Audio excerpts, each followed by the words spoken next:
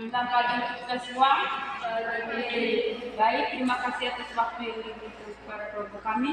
Di sini kami akan memaparkan materi. Di sini kami membuka dengan 3 sesi. Yang pertama pemaparan materi, yang kedua diskusi, yang ketiga pengambilan kesimpulan.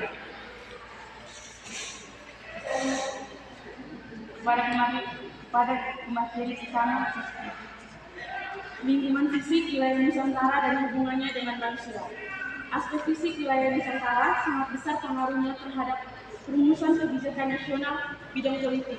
Misalnya, perjuangan provinsi kepulauan, pengelolaan pulau-pulau kecil terluar, penataan ruang wilayah laut pesisir, DLS terpadu, pengelolaan wilayah pesisir terpadu, dan sebagainya. Masyarakat wilayah pesisir, masyarakat wilayah lahan, kering, dan lain sebagainya. Wilayah Indonesia sering terjadi bencana alam seperti gempa bumi tektonik, letusan gunung api, banjir, tanah longsor, kekeringan, intrusi air laut di beberapa kota, dan sebagainya yang banyak menimbulkan banyak masalah dalam masyarakat.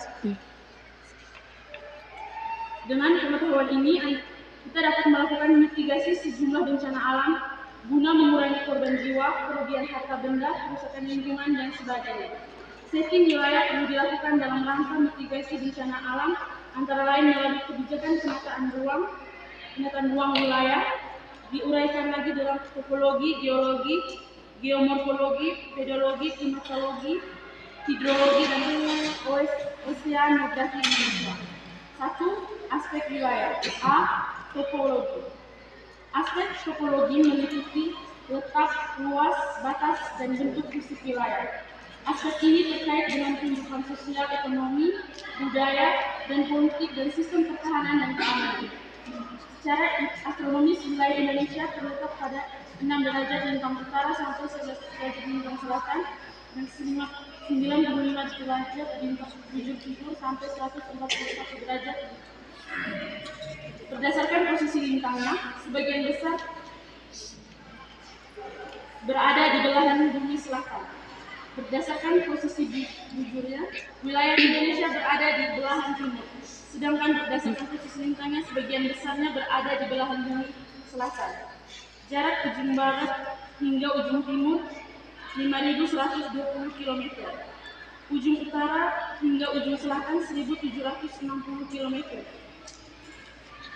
Apabila diperhitungkan pada peta NKRI, batas paling utara 60 derajat lintang utara tepat melewati Pulau W, Provinsi Nangro Aceh, Darussalam. Batas paling selatan 11 derajat lintang selatan tepat melewati Pulau Rote, Provinsi Nusa Tenggara Timur. Batas sebelah barat 95 derajat bujur timur melewati Pulau Brunei, Provinsi Aceh, Darussalam, dan batas sebelah timur 141 bujur timur melewati Maroke, Provinsi Papua. Dari posisi tersebut, yaitu pengaruh terhadap iklim Indonesia beriklim musim ditandai dengan musim angin barat dan musim angin timur, menimbulkan musim hujan dan musim kemarau. Iklim semacam ini sesuai untuk tumbuhnya keanekaragaman tumbuhan Indonesia. Indonesia merupakan pertemuan 3 deretan pegunungan di dunia. Pertama, deretan pegunungan Alpen Banda atau pegunungan Mediteran. Deretan pegunungan ini terbentang dari pegunungan Alpen di Eropa Barat melalui pegunungan Himalaya, Arakan Yoma di Brima, Kepulauan Andaman, Sumatera, Jawa, Bali, Lombok, Sumbawa, Flores, Wetar, Damar, dan berakhir di Laut Belanda. Kedua, deretan pegunungan Asia Timur. Pegunungan ini merupakan bagian dari pegunungan lingkar Pasifik yang bermula di pegunungan Andes di Amerika Selatan, melalui pegunungan Rockies di Amerika Utara. Ketiga, deretan gunung lingkar Australia. Pegunungan ini terbentang dari Selandia Baru melalui Pulau Caledonia di sebelah timur Australia. Bagian utara Papua Nugini dan Papua berakhir di Pulau Halmahera. B. Geologi. Tatanan geologi Indonesia rumit akibat interaksi 3 lempeng tektonik utama dunia, yaitu lempeng Samudra Pasifik yang bergerak ke arah barat daya dengan kecepatan 9 cm per tahun. Lempeng Samudra Hindia sampai lempeng benua Australia yang bergerak ke arah utara dengan kecepatan 7 cm per tahun, serta lempeng benua Eurasia yang bergerak ke arah timur tenggara dengan kecepatan 1 cm per tahun, menyebabkan terjadinya berbagai peristiwa geologi yang spektakuler seperti kegiatan magmatik dan terbentuknya zona-zona kegempaan yang tinggi, terangkatnya kerak bumi sehingga mempunyai topografi lebih tinggi dari paras laut pada saat pasang maksimum atau yang kemudian dikenal sebagai pulau atau pembentukan cekungan-cekungan sedimen yang kaya akan berbagai potensi sumber daya mineral serta pembentukan keanekaragaman bentuk lahan serta berkembangnya berbagai jenis tanah. C. Geomorfologi. Geomorfologi yaitu ilmu yang menangkap bentuk bumi. Geomorfologi cabang ilmu kebumian yang mempelajari bentuk-bentuk permukaan bumi, proses pembentukannya dan hubungannya dengan proses-proses alam lainnya. Sederhananya, geomorfologi adalah ilmu yang menjawab pertanyaan mengapa permukaan bumi ini memiliki bentuk seperti sekarang ini. Konsep dasar geomorfologi. Bentuk lahan. Setiap bentuk fisik pada permukaan bumi seperti gunung, lembah, pantai, dan dataran. Proses geomorfologi, segala aktivitas yang membentuk dan mengubah bentuk lahan, baik dari dalam bumi maupun dari luar bumi. Siklus geomorfologi, proses pembentukan dan kerusakan bentuk lahan yang terjadi secara terus-menerus. Proses pembentukan lahan, pertama proses endogen dari dalam bumi. Tektonisme, pergerakan lempeng tektonik yang menyebabkan pembentukan pegunungan, patahan dan lipatan. Vulkanisme, aktivitas gunung berapi yang menghasilkan lava, abu vulkanik dan berbagai bentuk lahan vulkanik. Seisme, gempa bumi yang dapat mengubah bentuk permukaan bumi secara drastis. Proses eksogen dari luar bumi. Yang pertama ada pelapukan. Pelapukan adalah proses penghancuran batuan menjadi partikel yang lebih kecil oleh pengaruh cuaca. Berikutnya erosi. Erosi adalah proses pengangkutan material hasil pelapukan oleh air, angin, atau es. Yang ketiga sedimentasi. Proses pengendapan materi hasil erosi di suatu tempat. 5. Maswasti, pergerakan massa batuan dan tanah secara cepat akibat gravitasi. Cabang-cabang geomorfologi. Yang pertama geomorfologi fluvial, mempelajari bentuk lahan yang dibentuk oleh aliran air. Yang kedua geomorfologi glasial, mempelajari bentuk lahan yang dibentuk oleh glacier. Geomorfologi karst, mempelajari bentuk lahan yang terbentuk di daerah batuan kapur. Selanjutnya geomorfologi pantai, mempelajari bentuk lahan di daerah pantai. Dan yang terakhir geomorfologi gurun, mempelajari bentuk lahan di daerah gurun. Yang berikut bedologi dan edapologi. Ilmu yang mempelajari tanah. Bedologi dan edapologi adalah dua cabang ilmu yang erat kaitannya dengan tanah. Meskipun sering digunakan secara berkaitan, keduanya memiliki fokus yang sedikit berbeda. Bedologi, ilmu tentang pembentukan tanah. Ilmu ini mempelajari faktor-faktor yang mempengaruhi. Bedologi lebih difokus pada proses pembentukan tanah dan klasifikasi. Yang berikut faktor pembentukan tanah. Iklim, suhu dan curah hujan mempengaruhi laju pelampukan batuan dan pembentukan tanah.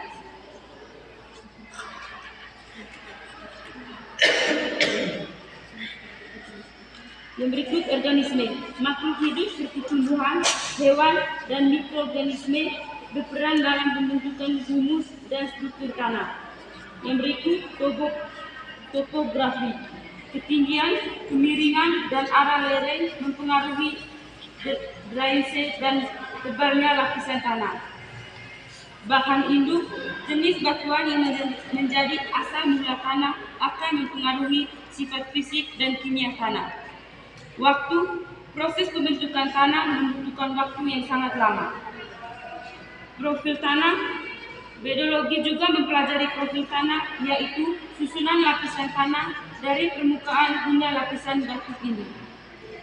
Edapologi, ilmu tentang tanah dalam hubungan dengan makhluk hidup. Edapologi lebih berfokus pada pengaruh tanah dan makhluk hidup, terutama tumbuhan.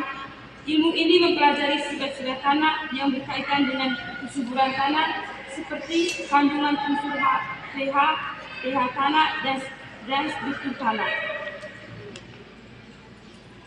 Kesuburan tanah. Edapologi mempelajari bagaimana cara meningkatkan kesuburan tanah agar tanaman dapat tumbuh dengan baik. Pengelolaan tanah. Ilmu ini juga membahas tentang cara mengelola tanah secara berkelanjutan, misalnya dengan rotasi tanaman, pupuk organik, dan konservasi tanah.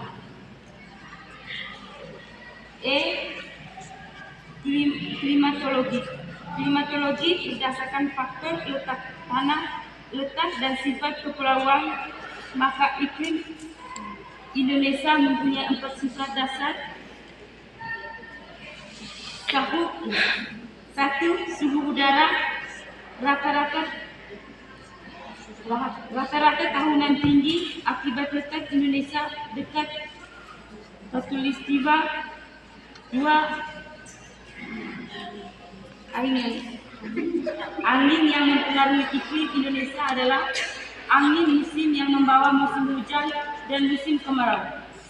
Sebagai akibat perbedaan tekanan udara di benua Asia dan Australia.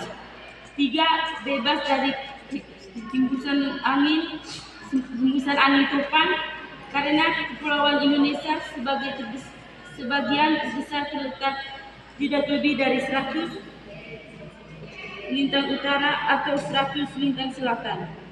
4. Kadar kelembapan udara senantiasa tinggi karena wilayah Indonesia berbentuk kepulauan lautnya menyebabkan tidak adanya perbedaan suhu yang ekstrim. Hidrologi. Hidrologi mempelajari seluk-beluk air, kejadian dan distribusinya, sifat alami dan sifat kimia, serta reaksinya terhadap kebutuhan manusia dan makhluk hidup lainnya. Aliran air tawar atau kain yang mengalir melalui terusan alami yang hidup. Yang kedua, pengairannya dibatasi oleh tanggul-tanggul alam, selanjutnya bermuara di laut. Danau atau saluran lainnya dinamakan sungai. Sedangkan sebuah kawasan yang dibatasi oleh pemisah topografik yang menampung, menyimpan, dan mengalirkan curah hujan yang jatuh di atasnya ke sungai utama yang bermuara di danau atau laut dinamakan daerah aliran sungai, disingkat DAS. Yang berikut oceanografi. Oceanografi memfokuskan diri dalam kajian aspek geologi, fisik, kimia, dan biologi kelautan. Paparan Sunda merupakan paparan benua dengan luas 1,8 juta paparan terluas di dunia. Paparan ini menghubungkan pulau-pulau Jawa, Kalimantan, dan Sumatera dengan daratan Asia dan meliputi antara lain Laut Cina, Laut Thailand, Selat Malaka, dan Laut Jawa.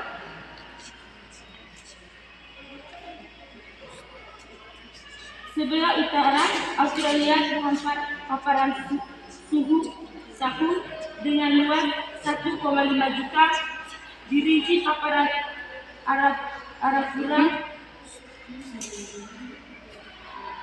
930 dan paparan suhu dan paparan Roseli masing-masing. Masa keringat dulu sekolah duduk sembangan.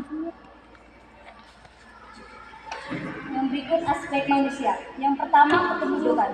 Kependudukan adalah cabang ilmu yang mempelajari segala hal tentang manusia sebagai kelompok, termasuk jumlah, industri, komposisi, dan perubahannya di waktu ke waktu. Yang berikut aktivitas ekonomi. Aktivitas ekonomi adalah segala kegiatan manusia yang bertujuan untuk menghasilkan, mendistribusikan, dan mengkonsumsi barang dan jasa guna memenuhi kebutuhan hidup. Dalam aktivitas ekonomi ada tujuannya. Tujuan ekonomi yang pertama memenuhi kebutuhan, baik kebutuhan dasar yaitu sandang, pangan, dan papan, maupun kebutuhan lainnya seperti pendidikan, kesehatan, dan hiburan. Yang berikut meningkatkan kesejahteraan, meningkatkan taraf hidup masyarakat melalui peningkatan pandangan dan konsumsi. Aktivitas ekonomi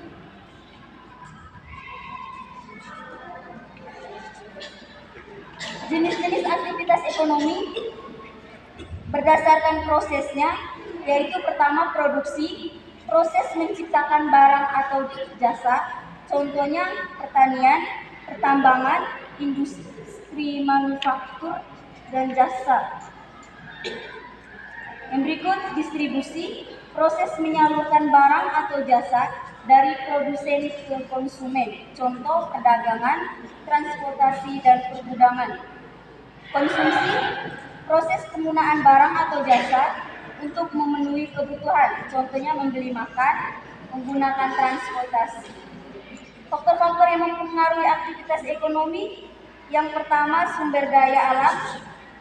Ketersediaan sumber daya alam seperti tanah, air, dan mineral sangat penting untuk produksi. Yang kedua, sumber daya manusia. Kualitas dan kuantitas tenaga kerja akan mempengaruhi produktivitas, seperti modal, teknologi, dan kebijakan pemerintah.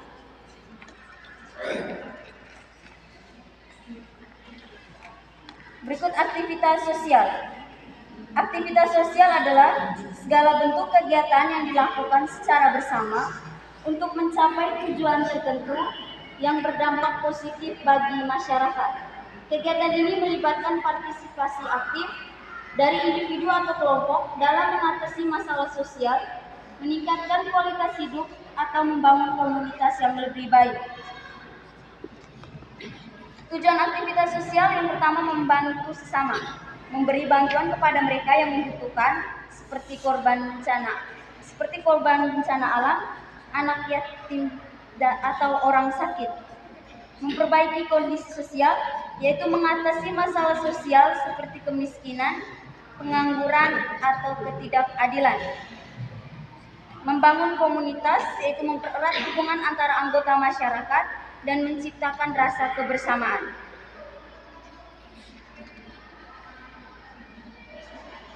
Berikut definisi kemajemukan masyarakat.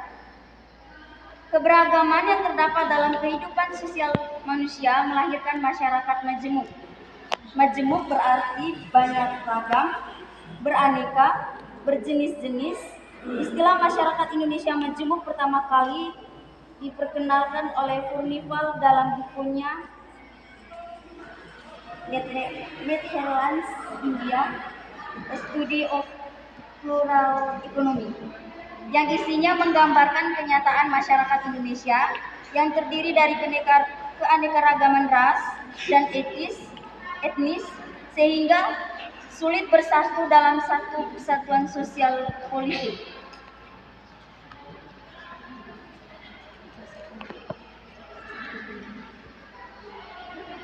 Faktor penyebab kemajemukan masyarakat Indonesia. Yang pertama, keadaan geografis wilayah Indonesia yang berupa kepulauan yang dipisahkan oleh laut dan selat memungkinkan penduduk yang menempati pulau itu tumbuh menjadi satu kesatuan bangsa yang terisolasi dengan yang lain. Setiap suku bangsa mengembangkan pola perilaku, bahasa, dan ikatan kebudayaan lainnya yang berbeda dengan suku bangsa yang lain. Yang kedua, letak kepulauan Indonesia di antara dua benua dan dua samudra. Letak geografis Indonesia memungkinkan masuknya pengaruh asing dari berbagai bangsa. Bangsa asing tertarik untuk datang singgah dan menetap di Indonesia.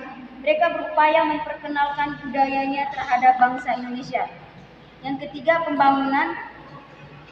Pembangunan di berbagai sektor memberikan pengaruh bagi keberagaman masyarakat Indonesia.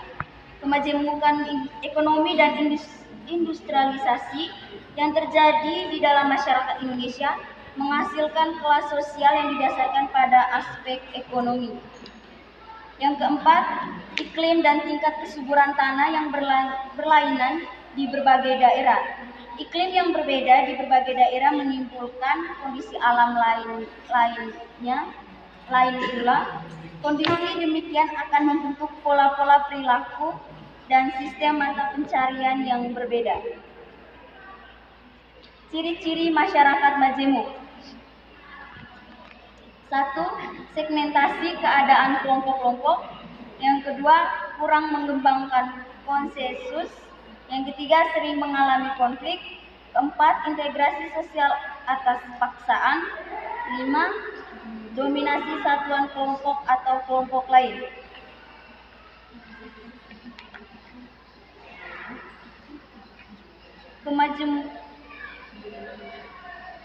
Yang berikut kemajemukan masyarakat Indonesia. Yang pertama, kemajemukan agama. Masyarakat Indonesia merupakan masyarakat religius atau agama kesetiaan dan kepatuhan nilai hidup religius atau keagamaan menjadi jiwa atau semangat dasar sumber inspirasi, motivasi dan tonggak pedoman arah bagi manusia dalam menentukan dan mengambil sikap yang tepat dan benar terhadap setiap perkembangan dan kemajuan yang ada. Agama-agama di Indonesia melalui doktrin imannya mengajarkan bahwa dalam hubungan dengan sesama, manusia senantiasa berusaha menciptakan sebuah relasi sosial dan harmonis dan human. Kesetiaan dan kepatuhan menghayati nilai-nilai hidup religius atau keagamaan menjadi jiwa atau semangat dasar, sumber inspirasi, motivasi dan tonggak pedoman arah bagi manusia Indonesia dalam menentukan dan mengambil sikap yang tepat dan benar terhadap setiap perkembangan dan kemajuan yang ada. Dengan demikian, manusia Indonesia tidak berjerumus dan tergiur untuk menikmati tawaran-tawaran kenikmatan dunia yang dangkal seperti kekuasaan pangkat, popularitas diri, dan harta kekayaan. Yang kedua, kemajemukan ras. Kata ras berasal dari bahasa Prancis atau Italia, yaitu raza. Pertama kali istilah ini diperkenalkan oleh François Bernier, antropologis Prancis, untuk mengemukakan gagasan tentang perbedaan manusia berdasarkan kategori atau karakteristik warna kulit dan bentuk wajah. Berdasarkan karakteristik biologis, pada umumnya manusia dikelompokkan dalam berbagai ras. Manusia dibedakan menurut bentuk wajah, rambut, tinggi badan, warna kulit, mata, hidung, dan karakter fisik lainnya. Ciri umum pembeda antara ras yaitu ciri alami rambut pada badan, warna alami rambut pada kulit, dan iris mata. Bentuk lipatan penutup mata, bentuk hidung, dan bentuk kepala dan muka, ukuran dan tinggi badan. Yang berikut kemajemukan etnis dan suku bangsa. Menurut Naral, mendefinisikan etnis adalah sejumlah orang atau penduduk yang memiliki ciri secara biologis maupun berkembang dan bertambah, mempunyai nilai budaya yang sama dan sadar akan ras kebersamaan dalam bentuk budaya, menentukan jaringan komunikasi dan interaksi sendiri, menentukan kelompoknya yang diterima oleh dan dapat dibedakan dari kelompok lain. Suku yang berkembang di Indonesia memiliki tingkat peradaban yang telah maju dan mampu berbaur dengan suku lain.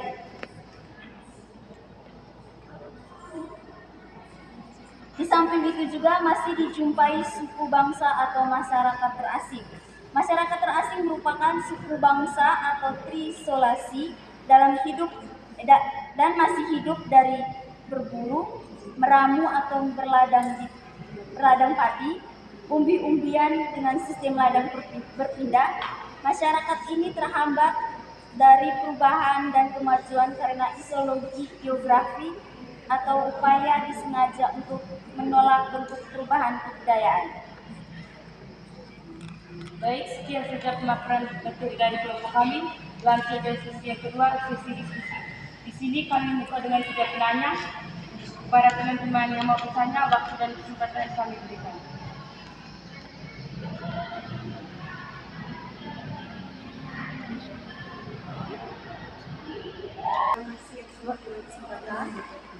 Berbicara tentang tanah, di sini saya meminta menjelaskan interaksi antara ilmu tanah dengan berbagai ilmu lainnya. Jelaskan interaksi ilmu tanah dengan berbagai ilmu lainnya.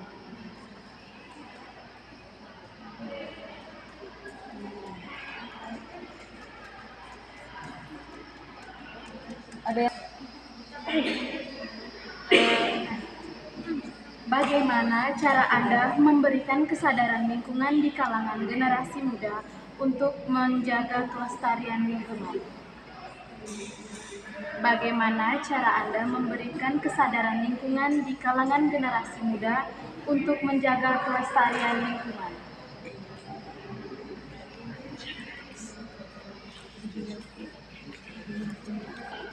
Baik, terima kasih kepada teman materi yang sudah menjelaskan materinya tadi. Di sini saya mau bertanya, teman-teman tadi sudah menjelaskan tentang kemajemukan masyarakat. Jadi di dalam masyarakat itu ada berbagai perbedaan, ada berbagai jenis masyarakat. Nah, sekarang coba teman-teman berikan solusi bagaimana bisa menyatukan perbedaan yang ada di masyarakat sehingga di dalam masyarakat itu bisa hidup rukun dan damai. Terima kasih. Baik, sesi diskusi kami cukup. Di sini kami meminta teman-teman untuk kami waktu untuk mencari jawaban. Lebih baik, terima kasih atas waktu dan kesempatan yang diberikan kepada saya. Di sini saya akan menjawab pertanyaan dari teman Yasin dengan bunyi pertanyaan. Jelaskan interaksi ilmu tanah dengan berbagai ilmu lainnya. Jadi ilmu tanah atau pedologi mempelajari berbagai aspek terkait tanah, termasuk sifat-sifat fisik, kimia, biologis, serta pembentukan dan industrinya. Interaksi ilmu tanah dengan berbagai disiplin ilmu lainnya sangat penting karena tanah memainkan peran kritikal dalam berbagai aspek kehidupan, terutama dalam bidang pertanian, lingkungan, dan pembangunan. Ilmu tanah dengan berbagai ilmu lainnya. Yang pertama, ilmu biologi. Tanah adalah habitat bagi berbagai organisme hidup, mulai dari mikroorganisme seperti bakteri dan jamur, sehingga makroorganisme seperti cacing, tanah, dan serangga. Yang berikut, ilmu kimia. Tanah terdiri dari campuran mineral, air, dan bahan organik yang memiliki sifat kimia tertentu. Ilmu kimia berperan dalam memahami proses-proses kimia yang terjadi di dalam tanah, seperti reaksi asam basa, pertukaran ion, dan kelarutan unsur hara. Yang berikut, ilmu fisika. Sifat fisik tanah seperti tekstur dan kelembapan sangat mempengaruhi kemampuan tanah dalam menyerap air dan udara. Ilmu fisika mempelajari hubungan antara partikel-partikel tanah, pori-pori tanah, dan bagaimana air bergerak melalui tanah. Yang berikut, ilmu geologi. Geologi berfokus pada pembentukan batuan dan proses geologi yang membentuk tanah. Tanah terbentuk dari pelapukan batuan yang menghasilkan partikel-partikel mineral yang ada dalam tanah. Proses geologi seperti erosi, longsor atau pergerakan tanah dapat mempengaruhi jenis dan kualitas tanah. Yang berikut ilmu lingkungan. Ilmu tanah memiliki kaitan erat dengan ilmu lingkungan karena kondisi tanah berpengaruh besar terhadap ekosistem dan kualitas lingkungan. Degradasi tanah seperti erosi, pencemaran, dan pengikisan kesuburan tanah dapat merusak ekosistem, mengurangi hasil tanah, dan mengancam keberlanjutan sumber daya alam. Yang berikut ilmu pertanian. Ilmu tanah sangat penting dalam ilmu pertanian karena tanah adalah tempat utama bagi tanaman untuk tumbuh. Tanah yang subur dengan kandungan hara yang cukup akan mendukung pertumbuhan tanaman yang sehat. Sekian. Baik, selanjutnya akan menjawab pertanyaan dari teman Maya dengan bunyi pertanyaan, bagaimana solusi untuk menyatukan perbedaan yang ada di masyarakat agar tercipta kehidupan yang damai. Yang pertama, kita bisa menanamkan sikap toleransi, saling menghormati melalui pendidikan dan dialog lintas budaya. Yang kedua, jadikan nilai-nilai Pancasila sebagai panduan untuk kesatuan bangsa. Yang ketiga, kerjasama, perkuat hubungan lewat kegiatan sosial dan forum masyarakat. 4. Keadilan sosial, kita atasi kesenjangan dengan pemerataan akses dan bantuan. 5. Terapkan hukum tanpa diskriminasi dan sanksi bagi pelaku intoleransi. 6. Menyebarkan konten yang mendorong kerukunan. 7. Pemimpin teladan, di mana kita memilih pemimpin masyarakat harus inklusif dan menjadi mediator konflik. Jadi kunci utamanya adalah kita harus bisa menanamkan sikap toleransi, keadilan, dan juga komunikasi yang baik di antara masyarakat. Bagaimana teman Maya, apakah ada sanggahan? Baik, saya akan menjawab pertanyaan dari teman Uci. Dengan bunyi pertanyaan, bagaimana cara Anda memberikan kesadaran lingkungan di kalangan generasi muda untuk menjaga kelestarian lingkungan? Memberikan kesadaran lingkungan kepada generasi muda sangat penting untuk menciptakan masa depan yang lebih berkelanjutan. Ada beberapa cara yang dapat dilakukan untuk menanamkan kesadaran ini di kalangan generasi muda. Yang pertama, edukasi dan penyaluran lingkungan. Integrasi pendidikan lingkungan dalam kurikulum, memasukkan materi tentang pentingnya menjaga kelestarian lingkungan ke dalam kurikulum sekolah, mulai dari tingkat dasar hingga perguruan tinggi.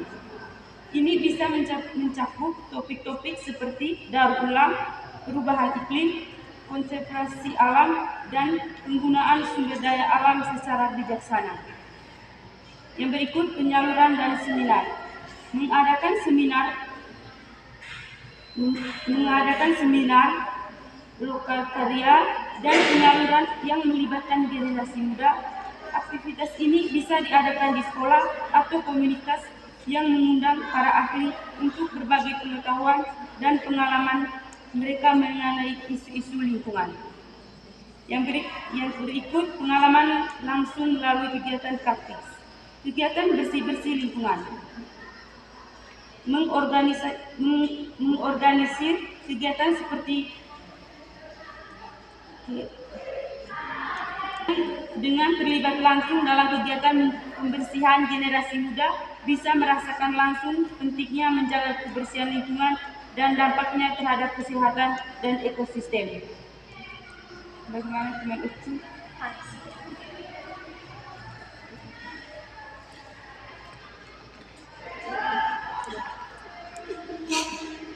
Yang berikut pengambilan kesimpulan.